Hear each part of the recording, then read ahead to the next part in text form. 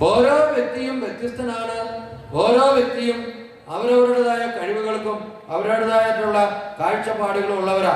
എന്നാൽ ഈ കാഴ്ചപ്പാടുകളെയും കഴിവുകളെയും സകലത്തിനെയും ഒരുമിപ്പിച്ചു കൊണ്ടുപോകുന്നത് കർത്താവിന്റെ കൃപയാണ്.